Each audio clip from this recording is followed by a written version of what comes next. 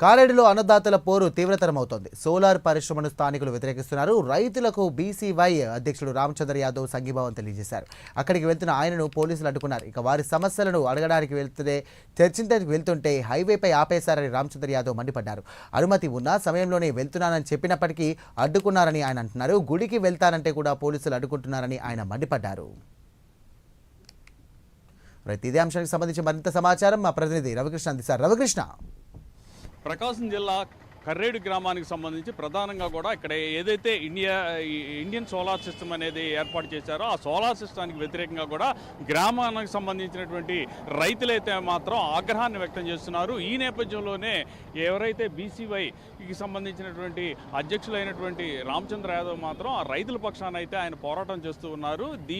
దీనికి సంబంధించి ఈ రోజైతే మాత్రం ఆయన కర్రేడు గ్రామంలో గ్రామ సభ నిర్వహించేందుకు వెళ్తున్నటువంటి పరిస్థితి. దీనికి ఈ సందర్భంగా కూడా ఇక్కడ ప్రజెంట్ నేనైతే మాత్రం కర్రేడు గ్రామానికి సమీపంలో ఉన్నటువంటి హైవే దగ్గర ఉన్నాను. ఇక్కడ నుంచి లోపలికి టర్న్ తీసుకొని కర్రేడు గ్రామానికి వెళ్ళవలసిన పరిస్థితి ఉంటుంది. ఇప్పటికే ఇక్కడైతే మాత్రం పూర్తి స్థాయిలో కూడా ఇక్కడ పోలీసులు అయితే మోహరించడం జరిగింది. ప్రధానంగా కూడా హైకోర్టు ఏదైతే ఆదేశాలు ఇచ్చిందో ఆ ఆదేశాలకు అనుగుణంగా వెళ్ళాలి అని చెప్తూనే ఆయన్ని ఇక్కడ ఆపేయడం జరిగింది. మనం చూడొచ్చు, ఇక్కడ విజువల్స్లో చూపిస్తున్నాడు మన కెమెరామెన్ లక్ష్మణ్ చూపిస్తూ ఉన్నారు. ఇక్కడ ఆయన్నైతే మాత్రం వెహికల్లోనే ఉంచేసిన పరిస్థితి అయితే కనబడుతూ ఉంది. అలా ఎందుకు ఉంచారు అనే దాని మీద అయితే మాత్రం ప్రధానంగా కూడా క్లారిటీ అయితే రానటువంటి పరిస్థితి అయితే ప్రస్తుతం కనబడుతూ ఉంది. మనం అయితే మాత్రం ఇప్పుడు ఇక్కడ కర్రేడు గ్రామానికి సంబంధించి ఇక్కడ ఉన్నటువంటి హైవే మీద ఉన్నాము. ఎవరైతే ఈ రామచంద్ర యాదవ్ గారు ఉన్నారో ఆయన అయితే ఆపేసిన పరిస్థితి అయితే కనపడింది. సార్ చెప్పండి, మీరు ఎక్కడికి వెళ్తున్నారు, ఎందుకని మిమ్మల్ని పోలీసులు అడ్డుకున్నారు? గౌరవ హైకోర్టు వారి అనుమతితో ఈరోజు కర్రేడు గ్రామస్తులతో కలిసి వాళ్ళ సమస్యల గురించి చర్చించడానికి గుంటూరు నుండి బయలుదేరి వస్తే ఈరోజు హైవే మీద పోలీస్ అధికారులు ఆపి మీటింగ్ పర్మిషన్ 11:30 నుండి 1:30 ఉంది కాబట్టి ఆ సమయం వరకు ఇక్కడి నుండి వెళ్ళడానికి లేదంటూ నిర్బంధించే ప్రయత్నం చేస్తున్నారు. నేను ఏదైతే సమావేశ సమయం చెప్పానో 11:30 అంత లోపు ఒక్క నిమిషం కూడా నేను మీటింగ్కి వెళ్ళను. నేను ఇక్కడి నుండి ఊరికి వెళ్ళడానికే కనీసం అర్ధగంట సమయం పడుతుంది. అక్కడ ఉన్న దేవాలయంలో దేవుడి దర్శనం చేసుకొని వెళ్తానంటే కూడా దేవుడి దర్శనం చేసుకోవడానికి దేవాలయానికి వెళ్ళడానికి కోర్టు పర్మిషన్ లేదు అని చెప్పి నిర్బంధించే కార్యక్రమం చేస్తున్నారు. ఇంతకంటే దౌర్భాగ్యమో ఇంతకంటే దరిద్రమో ఈ రాష్ట్రంలో కాదు, ఈ దేశంలో ఎక్కడా ఉండదు. గుడికి వెళ్ళడానికి పర్మిషన్ లేదు అని చెప్పి పోలీసులు అంటున్నారంటే ఈ ప్రభుత్వము ఎంత నీచానికి దిగజారి పోలీస్ వ్యవస్థ యొక్క ప్రతిష్టను దిగజార్చి ఈరోజు ఇలాంటి నీచమైన నికృష్టమైన కార్యక్రమాలకు ఉపయోగించుకుంటున్నారు. ప్రభుత్వం సిగ్గుపడాలి ఈ విషయానికి. ఇంతకంటే మాట్లాడేది ఏం లేదన్న. అంటే ఒకటి సార్, ఇప్పుడు ప్రజెంట్ అనేక ఏదైతే రాజకీయ పార్టీలు ఉన్నాయో ఆ రాజకీయ పార్టీలు అయితే మాత్రం అనేక సందర్భంలో కూడా పర్మిషన్ తీసుకున్నాయి. ఆ పర్మిషన్ అనేది సంబంధించి ఎవల్యూషన్ అనేది జరుగుతూ ఉంది. వాటికి లేదు మీకెందుకు వచ్చింది?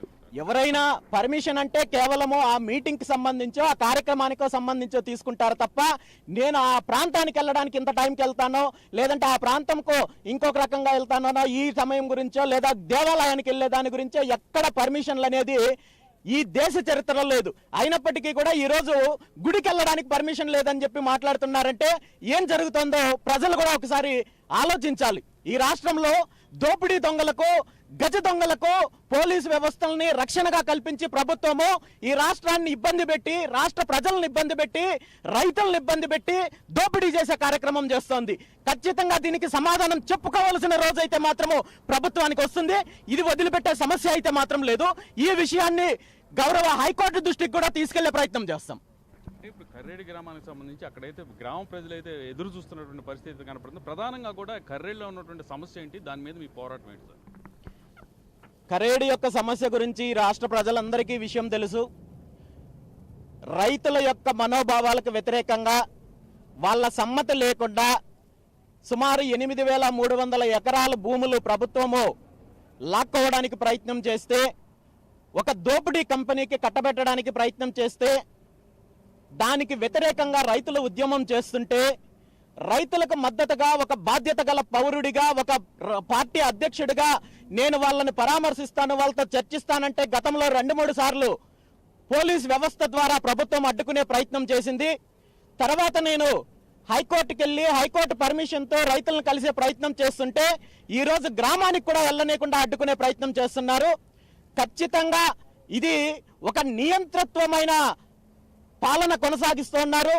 రైతులను కామన్ మ్యాన్ ఈరోజు ఇబ్బంది పెట్టి దోపిడీదారులకు భూములను కట్టబెట్టే ప్రయత్నం చేస్తున్నారు. ఖచ్చితంగా దీని మీద అయితే పోరాటం కొనసాగుతుంది. దీనికి ప్రభుత్వం సమాధానం చెప్పుకోవాల్సి వస్తుంది. అంతవరకు పోరాటం అయితే కొనసాగుతుంది.